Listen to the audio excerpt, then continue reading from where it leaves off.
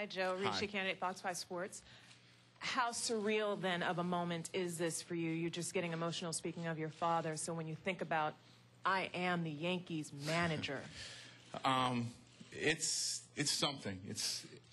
I know how special it is because I put this uniform on. You know, I got a call from Yogi last night. And you realize the stature of the position when Yogi calls you at your house and says, do I still get to come to spring training? And I said, of course, and I'll be waiting for you. You have to work every day. He says, oh, no, I got some commitments. But it just really puts in perspective because that's someone that we've all looked up to over the years. And Yogi Berra calling me at home was on Halloween. It was really amazing. Take a few more. Lloyd Carroll, Queens Chronicle.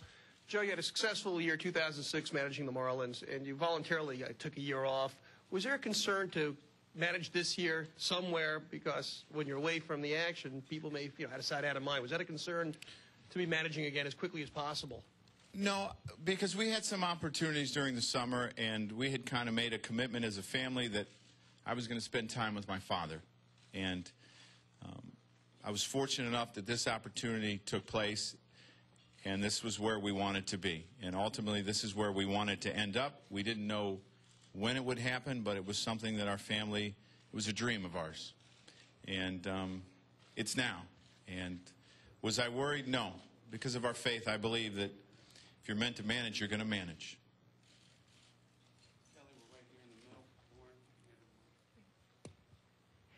Joe, as you know, a number of the players that you're now going to be managing used to be teammates. How are you going to handle that shift in the relationship with them? Well, the relationship really changed when I came on board 2005 as a coach. And it's different when you're a player and then you have to manage players that you played with. But I've done it before. I did it in Florida with Joe Borowski. And the relationship becomes different. They understand that. You're, in a position of authority and you have to make tough decisions, and they understand that. But they know who I am. And I think, in a sense, that's an advantage for them because they know what I'm about, and more important, I know what they're about. Joe, Andrew Rosario, Sports New York Style. Can you describe your managerial style and how you feel you're going to interact with the media as well? Well, I love the media. I mean, obviously, I've been a part of the media, and I understand the importance of the media to the game of baseball and to everything in life. So handling the media, I'm excited. I will enjoy it. I will have fun with it. I will give you time. But the one thing that I won't do is I won't take away from the sense of preparation of preparing the players to play that day. So, I mean, it's all done in its schedule. I'm a very scheduled person. And your managerial style depends a lot on the type of players that you have in the clubhouse. You can't say that you're going to be this type of club and you don't have those type of players. So what you have to do is you have to evaluate the 25-man roster on opening day and understand this is the type of team that we're going to be. Obviously, championship teams are built on pitching, and that is something that the Yankees have stressed. They are stressing it in their minor league system, and that excites me. Joe, Russ Salzberg, my name. Congratulations. Thank you. There were other offers and other interest from other places that came up.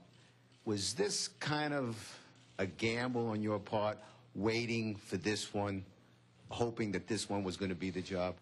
No, I don't think it was a gamble because I told you because of our faith. And I had made a decision early on in the process last year that I was going to spend a year with my father.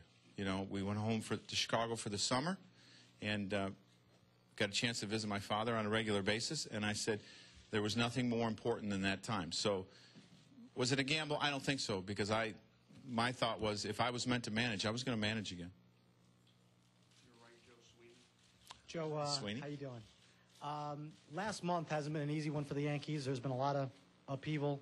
Now that there are free agents like Rivera and Posada out there, is it important for you to kind of reach out to them and show them that things are stable here again and that you're moving forward in that direction? Well, I think as an organization we'll reach out, and I will talk to Brian, and we'll talk about, the players that we are reaching out to. But yes, it is. This organization is stable, and it's always been stable. Obviously, in every organization, there's going to be change from time to time. That's just the nature of the business. But you got to, this is the New York Yankees. This is a stable organization. It's not going anywhere. And it's going to be here long after we're all gone. This is the New York Yankees. We have a couple more, if there are any. Wally? And then Bill. Joe. Over here. Wally Matthews from Newsday. Last week, Hank Steinbrenner characterized the Yankees as a team in transition and asked for patience with the new manager. Is that an assessment that you agree with, or do you think this is a team that can win now? Well, you don't have all the pieces together, so it's hard to evaluate exactly where we're going to be. The team's expectations have always been to win the World Series. It's not going to change. To say that as a club we feel that we want to win this many games puts a limitation on the organization and your players, and I will never do that. The ultimate goal is to win the World Series. It was that when I was here from 96 through 99. It was that this year in 2007. It's not going to change. Yes. Joe, Bill Meth, AP Radio. In the past, obviously, in your previous time here, was pretty much dealing with Brian and Mr. Steinbrenner. Do you feel now there'll be a lot more people that you'll have to deal with layers as the situation has changed here regarding management? Well, I still think the boss is the boss. And obviously, I've always enjoyed my time with him, dealing with him. There's times that we've joked about, you know, our Northwestern football versus Buckeye football, and I will continue to enjoy that. But in every organization, you're going to answer to a lot of different people as a manager. You're going to, at times, talk to the owners. At times, you're going to talk to the president, the GM, the assistant GM, minor league directors. That's all part of it because you want to pull the organization together and all be on the same page.